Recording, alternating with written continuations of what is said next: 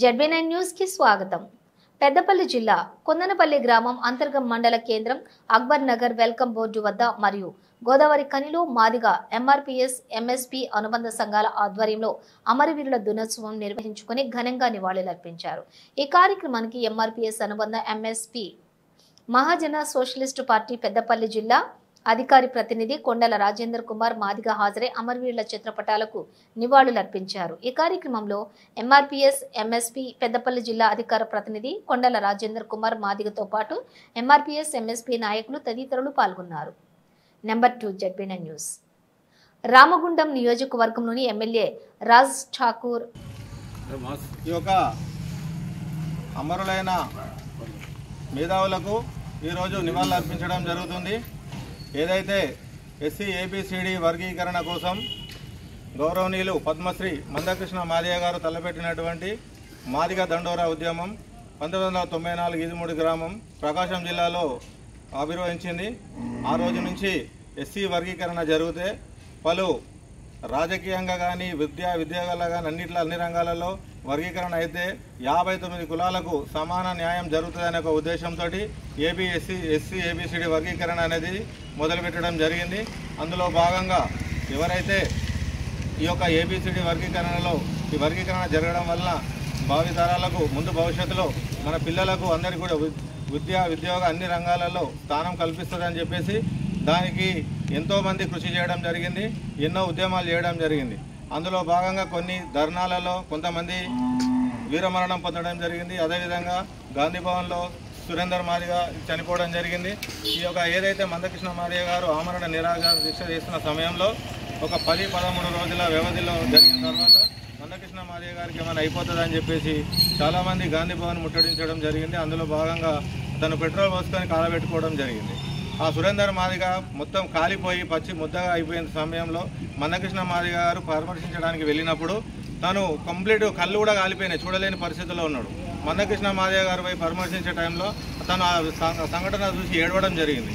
ఆ రోజు అంత బాధలో ఉన్నా కూడా చనిపోతున్నా అని తెలిసి కూడా అన్న మీరు ఎలాంటి పరిస్థితుల్లో మీరు ఏడవద్దు, మీరు మన బాధ తట్టుకోలేకపోతే బయటికి వెళ్ళండి, కానీ మీరు ఏడవకన్నా ఎస్సీ వర్గీకరణ ఆపొద్దు, ఖచ్చితంగా వర్గీకరణ జరగాలని చెప్పేసి ప్రాణాలు పోయేటప్పుడు కూడా జై మాదిగ సామాజిక వర్గానికి న్యాయం జరగాలి, ఈ యొక్క వర్గీకరణ జరగాలని ఒక నినాదంతో ఆయన ప్రాణాలు వదిలిపెట్టడం జరిగింది। కాబట్టి నేను చెప్పేది ఏంటంటే ఇప్పుడు జరుగుతున్న ఎస్సీ వర్గీకరణ వాళ్ళు త్యాగం చేయడం వరకే, ఆ త్యాగం వెనుక కృషి ఉంది, ఆ చనిపోయిన దాని ప్రకారము ఇంకా కసి పెరిగింది మనలో। ఈ ఉద్యమం ఇంకా ముందుకు పోవడానికి కారణం ఆ ఎవరైతే ఈ అమరవీరులు అయినరో వీళ్ళే దానికి ప్రత్యేక సాక్షిగా నిలబడడం జరిగింది। కాబట్టి ఇప్పుడు వాళ్ళ ఆత్మ శాంతించాలంటే ఎస్సీ వర్గీకరణ జరగాలనే పట్టుదలతో మనం ముందుకు పోవడం జరిగింది। ఈ సందర్భంలో మనకి ఎస్సీ ఇప్పుడు జరిగింది, ఇంకా 2% రావాల్సి ఉంది। పూర్తి స్థాయిలో గౌరవనీయులు రేవంత్ రెడ్డి గారు ఒకసారి దీన్ని మళ్ళొకసారి పునరాలోచన చేసి మాకు మా జనాభా దామాషా ప్రకారము 15 లక్షల మందికి ఉన్న 5% ఇచ్చిండ్రు, 32 లక్షలు ఉన్న మా జనాభాకు 11% రావాల్సిన అవసరం ఎంతైనా ఉన్నది।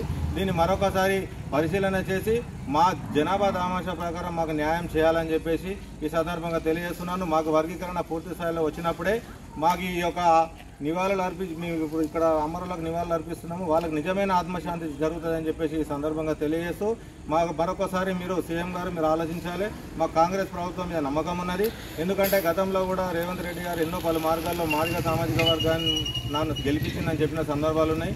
కానీ ఎంతమంది ఎన్ని అడ్డంకులు చేసినా, ఎంతమంది మాల సామాజిక వర్గానికి సంబంధించిన కొంతమంది మాత్రమే ఈ ఎస్సీ వర్గీకరణ అడ్డుకుంటుండ్రు, మిగతా అందరూ కూడా మాలలో ఉండబడే కొంతమంది కూడా మేము మాల సామాజిక వర్గంతో ఉండమన్నా మేము మీతోటే ఉంటామని చెప్పేసి మందకృష్ణ మాదిగ దగ్గరికి వచ్చి కలవడం జరిగింది, తనకు చెప్పడం జరిగింది। కాబట్టి ఈ యొక్క పూర్తి స్థాయిలో ఎస్సీ వర్గీకరణ జరిగితే అమరులైన వీళ్లకు ఆత్మశాంతి చేకూరుతుందని ఈ సందర్భంగా తెలియజేస్తూ మరొకసారి వీళ్లకు జోహార్లు అర్పిస్తున్నాం।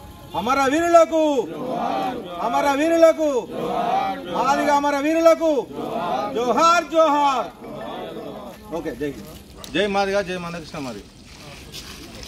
ఈరోజు స్థానిక గోదావరిఖని సెంటర్లో ఎస్సీ ఏబిసిడి వర్గీకరణ కోసం ఏదైతే వర్గీకరణ సాధిస్తే భావితరాల భవిష్యత్తు కోసం మనకు మంచి రోజులు వస్తాయి, అన్ని విధాల విద్య రాజకీయ రంగాలలో మనం ముందుకు పోతామనే కోణంలో మా గౌరవనీయులు పద్మశ్రీ మందకృష్ణ మాదిగ గారు ఈ యొక్క ఉద్యమాన్ని ఈదుమూడి గ్రామంలో మొదలుపెట్టడం జరిగింది। దాంట్లో భాగంగా ఈ ఉద్యమ పోరాటం సుదీర్ఘ కాలంలో జరుగుతుండగా ఒక గాంధీ భవన్ ముట్టడి సందర్భంలో సురేంద్ర మాది గారు చనిపోవడం జరిగింది. అదేవిధంగా ధర్నాలు రాస్తారోకోలు జరిగే సందర్భంలో ఆమరణ నిరాహార దీక్ష చేసే సందర్భంలో ఈ యొక్క అమరులైన వీళ్ళందరికీ కూడా ఈరోజు మేము నివాళులు అర్పిస్తున్నాము. ఏదైతే మన సురేంద్ర మాది గారు చనిపోయినప్పుడు పచ్చి ముద్దగా పడి ఉన్నారు. అది మందకృష్ణ మాదే గారు తను చూడడానికి పోయినప్పుడు కళ్ళు కూడా కాలిపోయి ఉన్నాయి. కానీ అతను ఆ రోజు మందకృష్ణ మాదే గారు ఏడుస్తుంటే, అన్నా మీరు ఏడవకండి, మీరు ఏబిసిడి ఉద్యమం సాధిస్తే మా ఆత్మ శాంతిస్తుంది అని చెప్పి ఆ రోజు చెప్పడం జరిగింది. ప్రాణాలు వదిలిపెట్టేటప్పుడు కూడా జై మాదిగా అని చెప్పి చనిపోవడం జరిగింది. కాబట్టి అతని ఆత్మ శాంతించాలంటే మేము ఈరోజు ఖచ్చితంగా వర్గీకరణ సాధించాలనే కసితోటి ఆ యొక్క అమరవీరుల మీద ఎంతమంది అయితే చనిపోయినారో వాళ్ళ మీద పట్టుదలతోటి మేము ఈరోజు ఎస్సీ వర్గీకరణ సాధించడం జరిగింది. అది కూడా మేము పూర్తి స్థాయిలో వర్గీకరణ జరగలేదు కాబట్టి మాకు ఇంకో 2% రావాలి. గౌరవనీయులు సీఎం రేవంత్ రెడ్డి గారి మీద గౌరవం ఉంది, అతను ఖచ్చితంగా 2% కూడా చేశాడని మేము నమ్ముతున్నాము.